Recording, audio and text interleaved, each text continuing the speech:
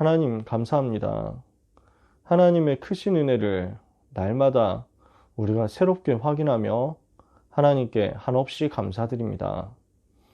억만죄악인 죄악 가운데서 멸망당해야 마땅한 우리가 하나님의 의로우신 그 구원의 은총으로 말미암아 모든 저주에서 해방받고 죄와 사망의 법에서 빠져나오고 마귀의 종로를 타던 거기에서 완전히 해방되어 참 자유 얻고 하나님 자녀의 축복 누리며 이 땅에서 승리하고 하늘 보좌의 배경 속에 살다가 천국 가는 인생 되게 하시니 감사합니다. 우리가 주님 만나고 모든 것 변했음을 고백합니다. 우리가 주님 만났기 때문에 모든 것이 이미 변화되었고 그것을 우리 눈으로 확인하게 될 것을 하나님께 감사드립니다. 우리를 위하여 모든 것을 다 사랑으로 베풀어 주신 주 예수 그리스도여, 우리 마음속에 그리스도가 더욱 충만케 하여 주옵소서. 우리의 생각과 우리의 뇌와 우리의 영혼 깊은 곳에 오직 그리스도로 충만하게 되는 역사가 있게 하옵소서. 이 밤 나를 살리기 위해서 세종로가 되시고 나를 살리시기 위해서 십자가 지신 그리스도 묵상하는 하나님의 자녀들에게 이 그리스도를 말하지 않을 수 없도록 그리스도의 영으로 충만케 역사하여 주옵소서. 예수 그리스도의 이름으로 기도합니다. 아멘. 빌립보서 2장 말씀을 아침에 고등부 예배 때 말씀을 드렸죠. 2장 1절에서 11절을 같이 한번 직접 읽어보겠습니다. 빌립보서 2장 1절에서 11절 말씀, 성경책 가지고 계신 분들은 한번 보시고요. 없으신 분들은 들으시면 되겠죠. 빌립보서 2장 1절에서 11절까지 찾으셨으면 같이 읽겠습니다. 그러므로 그리스도 안에 무슨 권면이나 사랑의 무슨 위로나 성령의 무슨 교제나 긍휼이나 자비가 있거든 마음을 같이하여 같은 사랑을 가지고 뜻을 합하며 한 마음을 품어 아무 일에든지 다툼이나 허영으로 하지 말고 오직 겸손한 마음으로 각각 자기보다 남을 낮게 여기고 각각 자기 일을 돌볼 뿐더러 또한 각각 다른 사람들의 일을 돌보아 나의 기쁨을 충만하게 하라. 너희 안에 이 마음을 품으라. 곧 그리스도 예수의 마음이니 그는 근본 하나님의 본체시나 하나님과 동등됨을 취할 것으로 여기지 아니하시고 오히려 자기를 비워 종의 형체를 가지사 사람들과 같이 되셨고 사람의 모양으로 나타나사 자기를 낮추시고 죽기까지 복종하셨으니 곧 십자가에 죽으심이라. 이러므로 하나님이 그를 지극히 높여 모든 이름 위에 뛰어난 이름을 주사 하늘에 있는 자들과 땅에 있는 자들과 땅 아래에 있는 자들로 모든 무릎을 예수의 이름에 꿇게 하시고 모든 입으로 예수 그리스도를 주라 시인하여 하나님 아버지께 영광을 돌리게 하셨느니라. 아멘. 우리 속에 이 마음이 품어지게 되기를 원합니다. 그래서 바울이 이 이야기를 할 때 마음의 중심에 품은 것이 있는 거죠. 빌립보 교회와 또한 모든 제자들이 그리스도의 마음 가지기를 원하는 것입니다. 그래야 생명 살릴 수 있으니까요. 바울은 로마 감옥에 갇혀서 복음을 전하고 있는 상황입니다. 그러니까 정확하게 가택연금된 상태입니다만 지금 사도행전 28장 30절 31절의 이 시간표예요. 빌립보서, 에베소서, 골로새서가 쓰여진 타임이 말이죠. 이때 바울은 감옥 안에서 재판을 기다리면서 또 자기에게 오는 사람들을 영접하고 만나서 복음을 전하고 그리고 제자를 확립시키고 미션홈 운동을 하면서 현장으로 파송해서 복음 운동하고 이렇게 하고 있습니다. 바깥으로 다니지 못하지만 그러나 로마를 다 살리고 있는 중입니다. 그럼에도 불구하고 밖에 있는 사람들 중에서는 바울을 시기하고 바울을 비난하면서 바울을 정죄하면서 바울이 죄인인 것처럼 이야기하고 바울 감옥에 갇힌 것을 보고 조롱하고 비웃고 하는 사람들도 있었습니다. 그러니까 이것에 대해서 바울은 이야기합니다. 나는 기쁘다. 나는 지금 감옥 안에 있지만 너무너무 기쁘고 감사하다. 그래서 빌립보서를 기쁨의 서신이라고 하는 경우도 있습니다. 기쁨이라는 단어가 참 많이 나옵니다. 별명들이 좀 있거든요. 히브리서에는 믿음에 대한 이야기가 많이 나오죠. 고린도 후서에서는 위로라는 단어가 참 많이 나오죠. 그런 식으로 중요한 컨셉들이 있는 경우들이 있는데요. 빌립보서는 기쁨이라는 단어가 참 많이 나와요. 감옥에 있는데 감옥 밖에 있는 사람들 보고 기뻐해라. 나는 지금 기쁘다. 왜 기쁘냐? 내가 감옥 안에 들어온 거, 고난받는 거, 핍박받는 거, 이거 가지고 밖에 있는 사람들이 말하는 거 아무 문제가 없다. 여기에 있으니까 여기에서 복음이 증거된다. 그리스도께서 나와 함께 하시는 증거로 그 그리스도의 비밀이 시위대, 지금 나를 감시하고 있는, 가두고 있는 저 모든 군인들에게 나타나게 됐다. 그리스도가 이렇게 증거됐지 않냐. 내가 어디에 있든지 전파되는 것이 그리스도면 나는 기쁘고 또 기쁘다. 아무 문제 없다. 내가 살든지 죽든지 내 몸에서 그리스도가 존귀하게 되기를 원한다. 내게 사는 것이 그리스도니 죽는 것도 유익하다. 그래서 빨리 하나님 앞에 가고 싶다, 사실은. 그러나 아직까지는, 실상을 말하노니 아직까지는 내가 떠나지 않고 너희와 함께 있으면서 제자운동 하는 것이, 메시지 전달하는 것이 너희에게 더 유익일 것이다. 그래서 이 복음운동 하면서 그리스도가 나의 최고 가치고 그리스도가 최고의 행복이고 그리스도가 최고의 기쁨인 것을 너희가 누렸으면 좋겠다. 이렇게 시작하는 게 빌립보서 1장이에요. 그러면서 2장에서 얘기하거든요. 너희 안에 이 마음이 있었으면 좋겠다. 그리스도의 마음이 여러분 속에 있었으면 좋겠다. 나는 그리스도 때문에 이렇게 기쁜데, 그리스도 때문에 이렇게 감옥 안에 죄수까지 되어가지고 낮아져도 너무 기쁘고 감사한데, 만약에 이 비밀 없으면은 자리 싸움하고, 이 비밀 없으면은 이익 싸움하고, 누가 나를 알아주느냐 안 알아주느냐 때문에 싸우고, 이렇게 해가지고 서로 갈라지지 않겠냐. 그래서 그리스도의 마음 품어라. 그러면 한 마음 될 수밖에 없지 않냐. 서로 돌아보아서 남을 나보다 더 낮게 여기는데, 그러면서 어떻게 하든지 살리고 어떻게 하든지 도와주고 이렇게 되지 않겠냐. 그리스도께서 하신 것을 생각해봐라. 하나님이신데 사람으로 낮아지셔가지고 십자가 죽기까지 복종하시지 않았냐. 그랬더니 그 십자가 뒤에 부활의 영광과 함께 모든 사람, 모든 세상을 살리는 영광의 역사에 임하지 않았냐. 모든 이름 위에 뛰어난 이름 되지 않았냐. 그리스도를 묵상해라 라고 바울이 부탁을 하는 겁니다. 그러면서 이 그리스도 비밀 안에서 지금 디모데와 에바브로디도의 사역을 소개하고 3장에서는 그 그리스도 누리고 있는 자신의 영적 상태에 대해서 포럼하잖아요. 그리스도가 나의 최고 가치, 나의 최고 지식이고, 나의 최고 배경이고, 나의 최고 목표고, 나의 최고 상급이고, 나의 최고 배경이고, 나의 최고 권세다.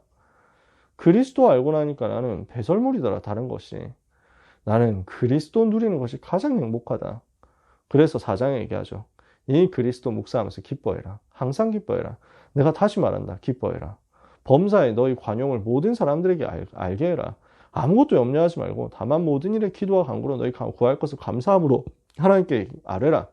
그래야만 모든 평강이 뛰어난 하나님, 모든 지각이 뛰어난 하나님 평강이 그리스도에서는 너희 마음과 생각을 지키실 것 아니냐.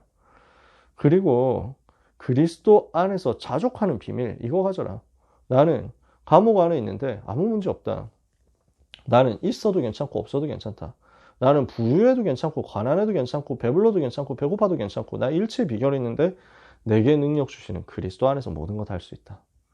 바울이 그리스도를 얼마나 행복하고 깊이 누렸는지 많이 느껴지지 않습니까? 이게 우리의 답입니다. 이게 우리의 힘입니다. 렘넌트의 힘, 렘넌트의 답, 렘넌트의 방법입니다. 오늘 그래서 1부, 2부 고등부 말씀을 가지고 전도자의 진짜 전략이 무엇인지를 같이 말씀으로 확인했으면 좋겠어요. 바울이 이야기한 부분을 여기서 이렇게 찾아내자는 거죠. 그래서 저는 서로 돌아보아서 나보다 남을 낮게 여겨라 라는 구절을 참 좋아합니다. 옛날부터 저는 이 구절 많이 생각하고 묵상했거든요. 사람들은 어떻냐면은 주로 보면 나보다 남을 낮게 여깁니다. 그래서 굉장히 문제가 됩니다. 항상 나보다 다른 사람이 더 낫다라는 것을 빨리 인정하고 깨닫고 누리면 많은 현장에서 생명이 살아나게 될 것이고 많은 곳에서 원네스 되는 일이 벌어질 겁니다. 그때 어떻게 되느냐? 사단은 어떤 존재죠? 마귀라는 이름의 뜻이 이간질하는 자잖아요. 절대 하나 되지 못하게 하거든요. 여러 가지로 분쟁하게 되고 분열하게 되고 시기하게 되고 시비하게 되고 다투게 만들죠. 그러면 이거 가지고 그리스도는 우리를 살리시기 위해서 모든 것 다 버리시고 죽기까지 하셨는데 우리는 내 거 양보 못해가지고 원수를 만들고 적을 만들고 같이 복음 운동하는데도 불구하고 시기하고 다투다가 시간 낭비해서 사단이 기뻐할 일을 하게 된단 말이죠. 오늘 이거 깨트리도록 세종로 마음으로, 세종로 상태로 들어가면 굉장한 역사가 일어날 겁니다.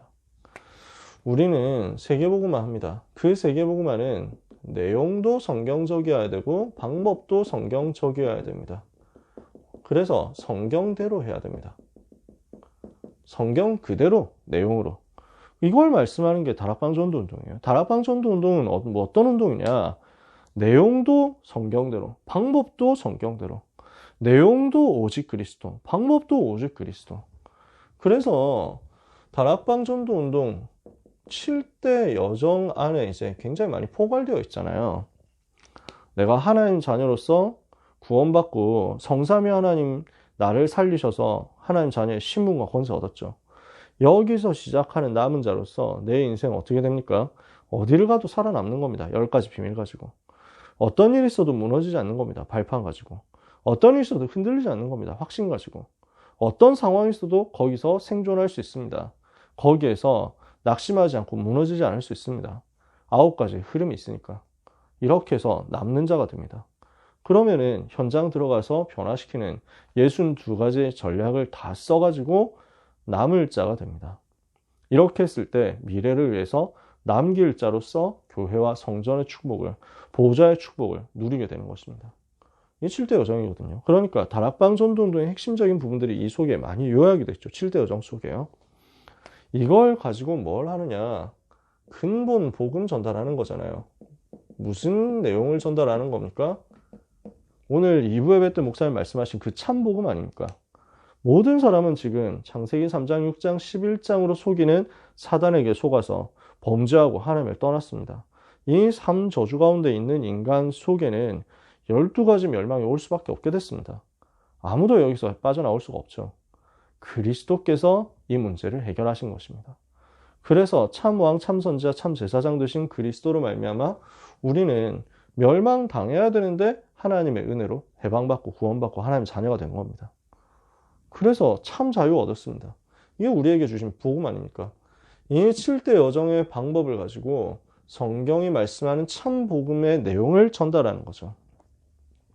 그러면 이 일을 위한 전략의 시작이 무엇이냐 했을 때 그게 세종로라는 거예요. 이 전략의 시작은 어디에서 나오냐면 자세에서 나오는 것입니다.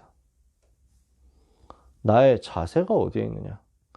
현장 살릴 바른 중심이요. 내가 정말 올바른 중심을 가지고 있죠? 올바른 동기를 가지고 있죠? 그러면 반드시 나의 자세로 연결되게 되어 있습니다. 어떤 자세냐? 모든 사람을 내가 살려야 되겠다. 이러면요. 가장 낮은 곳으로 가서 심부름할 수 있게 됩니다. 나는 이 복음의 답을 가졌잖아요. 어떤 문제 와도 어떤 상황 와도 괜찮잖아요. 근데 내가 만나는 사람들은, 내가 만나는 대상자들은 그 상태가 아니란 말이에요. 이러니까 우리는 낮은 자세로 가서, 낮은 곳으로 가서 그 사람들을 살리기 위해서 조금 양보해 주는 것입니다. 교회사 강의를 신학원에서 하고 있습니다만, 이 그리스도의 복음이 들어가는 곳마다 어마어마한 역사가 일어났어요. 그 어떤 종교에서도 이런 적이 없습니다. 종교 역사 연구해 보면 나오잖아요. 선교사 들어가가지고 그 현장을 위해서 자기의 목숨을 버리면서 그 어려움 당한 사람, 미개한 사람, 야망 가운데 있는 사람 살려내기 위해서 이런 적이 없습니다. 그래서 수많은 핍박과 환난 당했는데 다 용서했습니다. 보복하지 않고 다 용서했어요. 살렸어요. 이랬더니 복음화되는 역사가 일어났어요. 복음 제대로 못 깨달은 팀들이 선교하겠다면서 가가지고 막 이렇게 총칼 써가지고 정복하고 이렇게 하기도 죽이기도 하고 이랬습니다. 그러니까 거기는 역사 안 일어나요. 정말 살리기 위해서 죽으러 들어간 사람들, 그리고 죽고 나서 절대 복수하지 않고 오히려 용서하는 사람들 통해서 역사가 일어났거든요. 그 중에 하나가 대표적인 사례가 있는데, 너무 많은 증거와 사례가 있지만 김형길 목사님 옛날에 그 소개를 많이 해주셨을 겁니다. 옛날부터 계셨던 분들 많이 들으셨을 거예요. 엔드 오브 스피어라고 창끝이라는 영화로 제작된 내용이죠. 정확하게 제가 무슨 부족이었는지 이름을 까먹었는데 영화상에는 와다니족이라고 나와 있습니다. 미국의 대학생들이 대학 졸업하고 결혼하고 이제 엘리트로서 잘 살고 있다가 하나님 마음 주셔가지고 선교사로 가게 됩니다. 7명이 선교사로 갔습니다. 그 부족에 한 번도 복음 못 들은 아마존 부족에 들어가가지고 복음 전하겠다고? 근데 너무 위험하잖아요. 아마존 정글 한복판인데. 그리고 이 부족은 외부인 들어오면 죽인다 하거든요. 그러니까 자기를 보호하기 위해서 이 사람들이 총을 다 챙겨갔어요. 근데 어땠냐면은 이 부족하고 친해지기 위해서 의약품, 그 다음에 뭐 식량 이런 거 보내주고, 뭐 이렇게 뭐 놀 수 있는 거 보내주고 이렇게 해가지고 처음에 안전한 줄 알았거든. 괜찮은 줄 알고 마음은 열린 줄 알고 가까이 갔더니 바로 창으로 공격해서 찔러 죽인 거예요. 근데 이분들이 총을 가지고 있었는데 하나도 발사가 안 된 거예요. 나중에 보니까 시체 확인했는데 유품을 확인했는데 총이 발사가 안 됐어. 다 있는데. 그래서 영화에서 이렇게 나오잖아요. 위험한 일 생기면 꼭 총을 쏘겠다고 약속해 주세요 아빠 하는데 이 선교사님들이 그렇게 약속할게. 하지만 만약에 이 원주민들이 우리를 공격한다면 그때는 총을 쏠 수 없어 라고 얘기해요. 왜냐하면 자기는 복음이 있기 때문에 하나님 자녀이기 때문에 죽으면 천국 갈 수 있다. 근데 우리는 죽으면 천국 가는 건데 그 사람들이 우리를 공격하다고 우리가 쏜 총에 맞으면 한 번도 복음 못 들었는데 그럼 지옥 갈 것 아니냐. 우리는 천국 갈 사람들이고 저 사람들은 복음을 못 들었기 때문에 기회가 없는 사람이다. 그럼 우리가 양보해야 되지 않냐. 이렇게 가진 마음 가지고 그 부족이 다 살아난 겁니다. 그래서 그 선교사님, 죽은 선교사님들, 순교한 선교사님들의 가족들, 사모님하고 아이들하고 그 부족으로 다시 들어갔잖아요. 그래가지고 그 원수들을 살려냈더니 이분들이 다 충격받고 보험받아가지고 그 선교사님 창으로 찔러서 죽였던 그 사람이 그분이 목사님 돼가지고 한국에 간증하러 오고 이랬잖아요. 이게 복음이거든요. 이게 능력이거든요. 여러분 보고 아마존 가서 죽으라는 얘기는 안 하니까 걱정하지 마시고 내가 가진 것이 이 정도구나.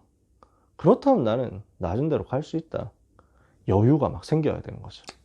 그래서 오늘 우리에게 주어진 시간표를 제대로 알고 그 속에서 오늘 내가 해야 할 헌신이 진짜 헌신이 무엇인지를 발견한다면 우리는 그 시간표에 맞게 낮은 곳으로 들어가서 살리는 응답 받을 수 있습니다. 이게 오늘 1부 예배, 2부 예배 메시지였습니다.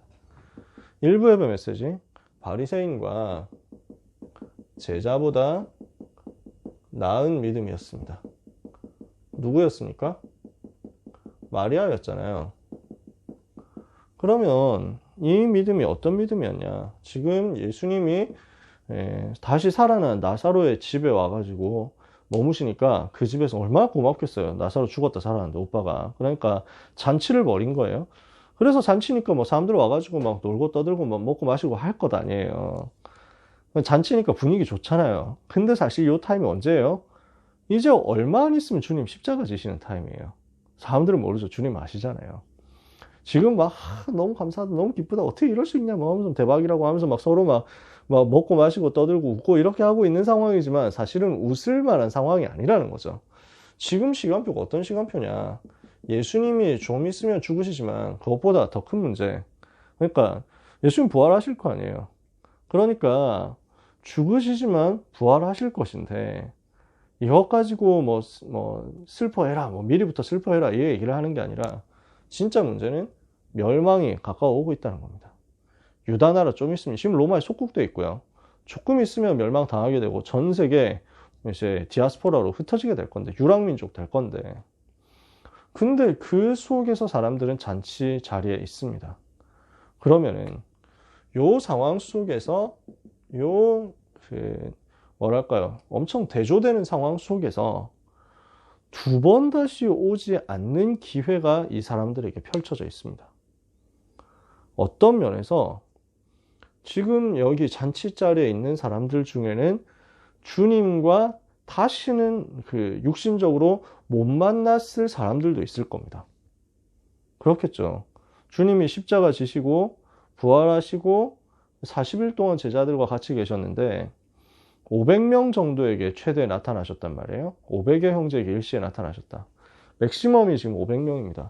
그 500명 속에 여기 잔치 자리에 와 있는 사람이 있었을 수도 있고 없었을 수도 있습니다. 그러면은 이 잔치 자리에 있는 사람 중에 나중에 부활하신 주님 만날 사람도 있지만 못 만날 사람들 입장에서는 오늘이 마지막으로 주님 보는 시간입니다. 두 번 다시 오지 않는 주님 만나고 같이 있을 수 있는 기회. 그죠? 단 한 번의 기회인데 어떤 면에서는 다시 오지 않는 기회를 사람들은 무엇으로 쓰려고 했습니까? 마르다는 일하는 데 시간을 썼죠. 예. 라사로도 주님과 대화를 했습니다. 나쁘지 않죠. 일하면서 주님 대접한다. 이것도 나쁘지 않죠. 사람들은 먹고 마시고 하고 있습니다. 마리아는 예수님의 발에 향유를 부은 겁니다. 와, 저걸 300데나리온에 팔았으면 뭐 하면서 막 가룟 유다가 이렇게 얘기하잖아요. 그러니까 그 최소 300데나리온 치는 됐을 거죠. 그러면 1데나리온이 하루 품삯이니까 10만 원이라고 쉽게 계산하면 지금 이 예수님의 발에 얼마치를 부었냐? 3천만 원치를 부은 겁니다.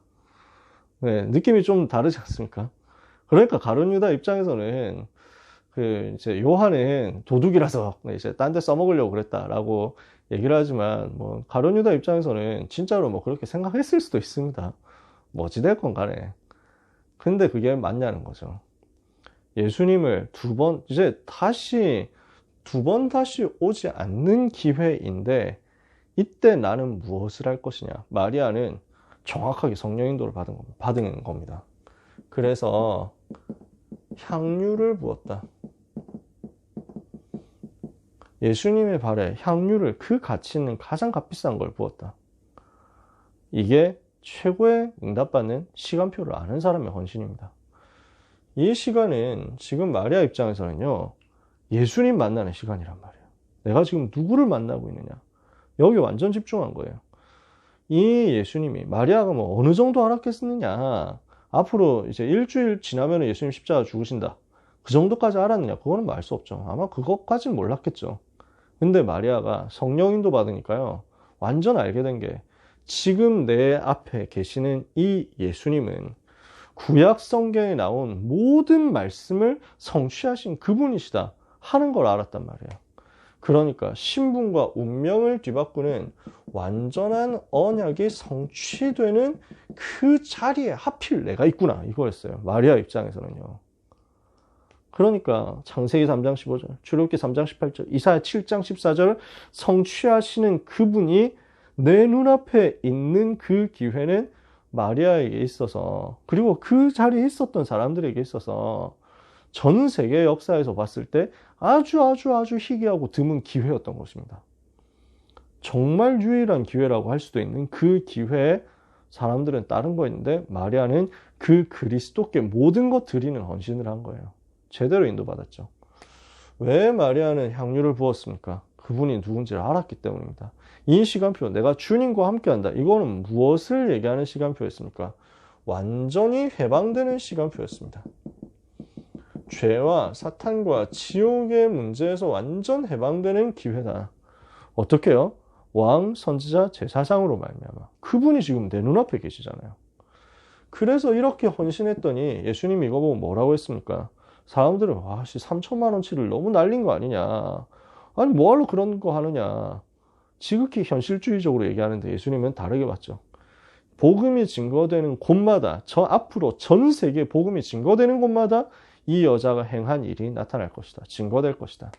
그러니까요, 전 세계 복음 증거되는 것과 연결되는 영원한 기회였던 것입니다. 그 응답이 남은 거죠. 그래서 여러분, 정말 우리가 눈앞에 주님 계신데 오늘 육신적으로 마지막 뵙는다 하면은 십자가 지시기 전에 마지막 뵙는 거다라고 알았으면 우리라고 한들 뭐 다른 거 했겠습니까? 우리라고 하더라도 집에 있는 거 다 빼가지고 대출 받아서라도 그 바람에 기름 부었겠죠. 안 그렇습니까? 진짜 기회를 안다면 그렇게 되게 돼 있거든요. 그럼 어떻게 하면 그 기회를 압니까? 모든 것을 기도로 바꾸는 거예요. 그래서 모든 문제, 모든 어려움, 모든 위기, 모든 생각 전부 기도로 바꾸라. 그러면은 요 기회가 무엇인지 시간표가 보일 겁니다.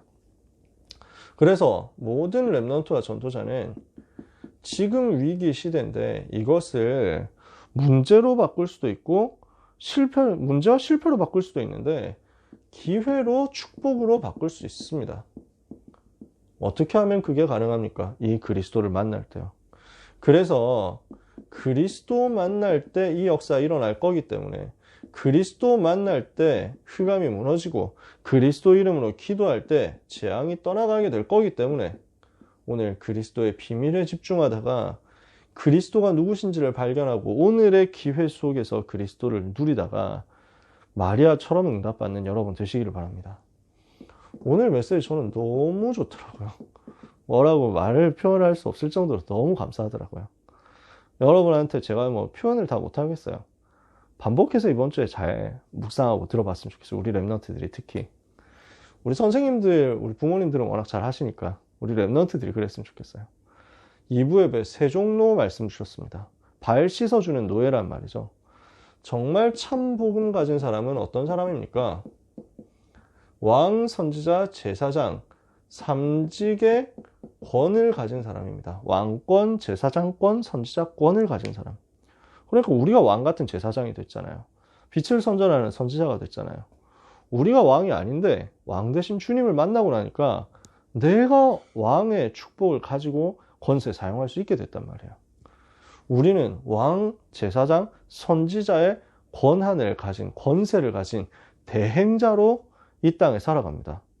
그러니까 이 권세를 가졌기 때문에 할 수 있는 게 있습니다.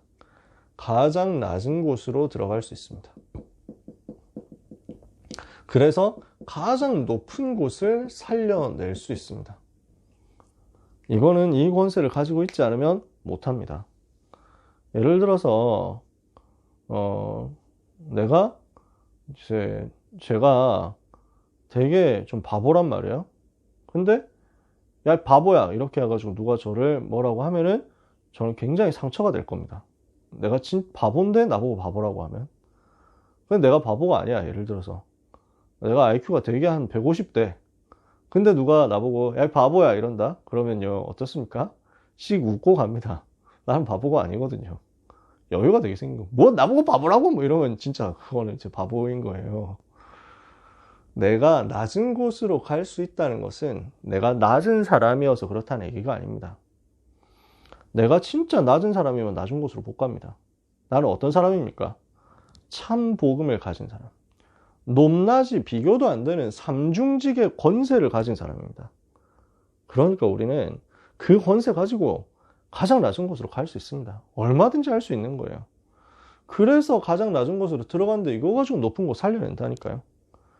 요 능력을, 이건 진짜 복음 안에만 있는 비밀이죠. 예수님이 이렇게 하셨잖아요. 가장 낮은 곳으로 가셨으니까요. 7 랩런트가 그랬거든요. 전부 낮은 곳으로 갔어요. 그래서 서밋들을 살렸어요. 이 능력을 우리가 집중 속에서, 감람산 집중 속에서 체험한 겁니다. 그 사람이, 이렇게 체험한 사람이 현장에서 실제로 누리는 것이 요 낮은 곳 가서 높은 곳 들어가서 살릴 수 있는 방법이 뭐냐면 세종로라는 거예요. 세종로 전략입니다. 이게 우리의 전략이에요. 그래서 우리는 어떤 세종로냐, 가가지고 발 많이 씻어주자, 이번 주부터 교회 대야 상비합시다, 이런 얘기를 하는 게 아니거든요. 지금 우리는 가는 곳마다 창세기 3장, 6장, 11장에 묶여있기 때문에 이거 풀어주는, 해방시켜주는 심부름하는 세종로다. 이거 위해서 우리가 심부름하는 겁니다. 그래서 6월절날 만찬을 하면서 최후의 만찬이라고 하는 그거 아닙니까? 그때 예수님이 발 씻어주셨어요. 6월절의 배경 속에서 씻어주셨어요. 6월절은 어떤 날이었습니까? 이스라엘 백성들이 노예에서 해방되는 그날이었잖아요. 시대마다 재앙이 있었는데 그 재앙을 치유하고 승리한 사람들이 누구였냐? 랩런트들이었거든요. 그 랩런트들이 전략이 전부 이거였어요. 가장 낮은 곳으로 가서 가장 높은 곳을 살려낸 거예요. 유 목사님 정확한 워딩으로 씁시다. 가장 낮은 곳으로 가서 가장 높은 것을 살렸다. 그거 한 사람들이 랩런트들이었거든요. 그러니까 이 과거를 두고 주님이 세종로 보여주신 거죠. 예수님은 지금 오늘을 살리는 오늘을 살리도록 제자들을 바꾸는 사역을 하고 계신 겁니다. 지금 마귀는 되게 시험하거든요. 제자들을 막 자꾸 속이는 거예요. 제자들이 자꾸 어디에 빠져 있냐면 누가 더 높으냐 이거 가지고 싸우고 있거든요. 가룟 유다 마음 완전 빼앗아 버렸잖아요. 그러니까 주님이 그걸 아시고 오늘 이거 이길 수 있도록 치유하는 방법 세종로 그 자리에서 보여주신 거예요. 얘기하셨거든요. 내가 너희들의 주와 선생으로서 이와 같이 하고 있지 않냐. 답을 이걸로 직접 보여주신 거예요. 그러면서 말씀하셨죠. 앞으로 너희도 복음 전할 때 가서 이렇게 해라. 내가 보여준 것처럼 너희도 가서 현장 살리고 섬겨라. 그래서 미래를 살리는 겁니다. 세종로로 갔을 때 고난 이후에 오는 영광, 가장 낮은 곳으로 갔을 때 거기서 일어나는 영광을 미리 알려주신 거죠. 십자가 이후에 부활의 영광이 있습니다. 우리가 낮은 곳으로 갔을 때 보좌의 능력 역사가 우리에게 일어나게 될 것입니다. 주님이 가장 낮아지셨는데 가장 높아지셨어요. 이 응답을 우리는 받는 겁니다. 그래서 우리는 237 치유 서밋의 교회를 세울 겁니다. 우리는 그 응답을 현장과 미래에서 받을 겁니다. 이걸 위해서 가장 낮은 자세로 들어가서 치유하는 겁니다. 237 치유 서밋의 현장에 세종로로 들어가는 거죠. 이렇게 했을 때 세계 바꿀 수 있습니다. 영원히 세종로 해야 되냐? 안 그래요. 하나님은 아세요. 우리는 사람 앞에서 일하는 거다 하면은 여러 가지 인본주의 써야 되고 자기 홍보 많이 해야 됩니다. 우리 자신을 드러내기 위해서 노력을 많이 해야 됩니다. 애를 많이 써야 됩니다. 우리는 하나님의 일을 하는 사람들입니다. 복음 전하는 사람이잖아요. 염려하지 마세요. 아무것도 염려 안 해도 돼요. 전부 우리는 맡길 수 있어요. 학원 복음화 메시지 예루살렘에 들어가신 예수님이었습니다. 그래서 오늘 고등 메시지는 딱 2부 예배 그대로라고 보시면 됩니다. 세상이 기대하는 예수님과는 달리 전혀 안 맞게 예수님은 죽으러 오셨어요. 세상 사람들은 예수님 예루살렘 오시니까 대단한 성공이 올 줄 알았어요. 대단한 자기들의 육신적, 경제적, 사회적 축복이 올 줄 알았어요. 예수님은 세상을 살리시기 위해서 종으로 오시고 죄인을 위해서 죽으시는 왕이 되셨어요. 그래서 세상의 기대와 예수님의 의도를 우리가 생각한다면 우리 스스로도 점검을 좀 해봤으면 좋겠어요. 나의 방법은 무엇이며 나의 기대는 무엇이냐? 이게 주님의 방법과 주님의 기대와 맞아지면 우리는 승리합니다. 이게 안 맞아지면 이번 주에 치유받읍시다. 세종로로서요. 예루살렘에서 주님이 하신 사역이 있습니다. 여러 가지 이야기를 했습니다. 첫날, 둘째 날 하신 사역이라고 할 수 있는데요. 나귀 타고 오셨다. 이 말은 평화의 왕으로 오셨다는 거죠. 겸손의 왕으로, 평화의 왕으로 오셨다. 오셔서 뭘 했습니까? 성전을 정결케 하셨다. 왜요? 강도의 소굴이 되었으니까. 이걸 뒤집어서 진짜 복음 운동하고 예배 회복하도록, 미래 회복하도록, 만민의 기도하는 집을 회복해라. 성전의 주인으로서 말씀하셨죠.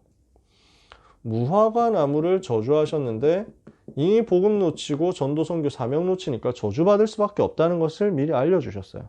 거기서 빠져나오라는 거죠. 누구에게서 온 권세냐, 누구 권세로 일을 행하느냐, 깔끔하게 그 KO를 시키셨습니다. 쓸데없는 질문하는 사람들을. 그러면서 알려주신 거예요. 그분이 누구시냐, 누구 권세로 일을 하시느냐. 그분이 바로 하늘과 땅의 모든 권세 가지신 하나님 자신이시잖아요. 포도원 농부 비유를 말씀하셨습니다. 그러니까 끝까지 거역하고 거절하고 반역하는 인간을 위해서 예수님이 죽임을 당하시면서까지 살려내셨어요. 끝까지 그 죽임 당하신 어린 양 되신 아들 예수 그리스도를 거부하고 거절한다면 심판을 면할 수가 없죠. 그러나 우리 주님은 그분을 의지하고 믿는 자에게 심판을 받지 않도록 사망에서 생명으로 옮기도록 구원을 베푸시는 사랑의 하나님이시죠. 이것을 누리는 겁니다. 그래서 우리가 할 일입니다. 그리스도가 누구신지를 묵상해야 되겠다. 그리스도가 나와 함께 하심을 묵상해야 되겠다. 그러면 그리스도가 나에게 충만해지게 될 것이다. 그러면요, 그리스도의 마음이 나에게 품어지게 될 것이다. 오늘 고등부 메시지였습니다. 그리스도 예수의 마음을 가지고 살리는 역사가 일어나게 될 거예요. 예수님이 보여주신 이것을 우리가 현장에서 누리는 한 주간 되었으면 좋겠습니다. 그래서 이것을 두고 묵상 시대를 열자고 하시는 유목사님 메시지를 오늘 밤에 이번 주의 실천으로 간략하게 정리를 해야 되겠습니다. 자세하게 얘기를 하려고 생각을 했는데 시간이 너무 많이 갔습니다. 그래서 제목만 적고 다음번에 또 얘기를 해볼게요. 묵상을 어떻게 해야 되느냐. 평안하고 고요한 시간을 찾아내십시오. 우리 랩런트 여러분. 고요하고 평안한 시간이다 하면은 꼭 어디 산으로 가야 되냐. 골방에서 혼자만 있어야 되냐. 그렇지 않아요. 여러분, 그러려고 하면은 되게 제한되잖아요. 걱정하지 마세요. 엄청 시끄러운 시장 바닥에서도 나는 고요함을 누릴 수 있습니다. 내가 하나님을 바라보고 내가 하는 일을 중단하고 나를 하나님께 드린다 하고 있으면요. 그 순간 그 바쁘고 정신없고 시끄럽고 하는 곳에서도요. 고요가 찾아와요. 제가 누렸던 내용들이거든요. 그래서 학교 다닐 때 고등학생 때 했던 고요함이 이거였어요. 점심시간 저녁시간이었어요. 애들 얼마나 시끄럽습니까? 남고생들이. 그 속에서 저는 고요함을 누렸어요. 재밌어요. 이게 정말 좋아요. 군대 가서 훈련받고 막 야전에 나가 있고 잠깐 쉬는 시간인데 사람들 다 담배 피고 떠들고 뭐 이러거든요. 그 시간에 나는 고요를 누리는 거예요. 이게 얼마나 좋은지 몰라요. 저는 사역하면서 제일 행복하고 즐거운 시간 중에 하나가 다락방 할 때, 요즘에 이제 다락방을 다 온라인으로 하니까 그것 좀 아쉬운데 현장에서 다락방 할 때는요, 카페 가서 다락방하고 뭐 그러잖아요. 한 30분 미리 가가지고 앉아서 랩런트 올 때까지 기다리면서 묵상하는 거예요. 카페 시끄럽거든요. 나는 고요해요. 하나님과 함께하는 시간이에요. 이 시간을 내가 가진다. 이때 나에게 주어진 모든 것에 대한 의미가 발견될 겁니다.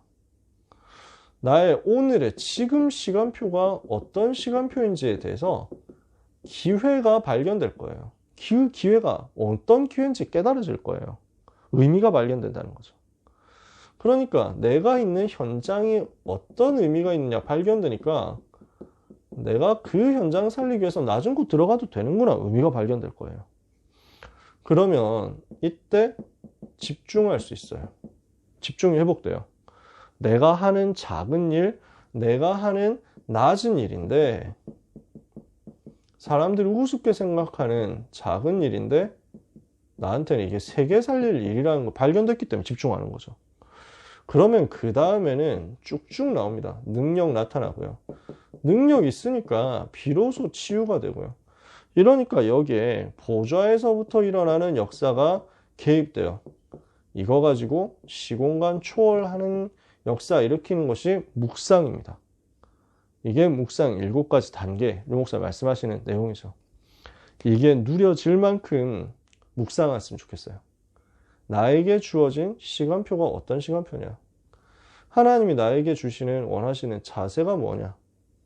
이걸 생각하면서 그리스도를 묵상하시고 그리스도께서 함께 하심을 묵상하시고 그리스도로 충만해지시도록 묵상하시다가 그리스도 예수의 마음을 품음으로 그리스도께서 모든 것을 살리신 것과 같은 역사가 우리 삶에 나타나게 되기를 예수 그리스도 이름으로 축복합니다.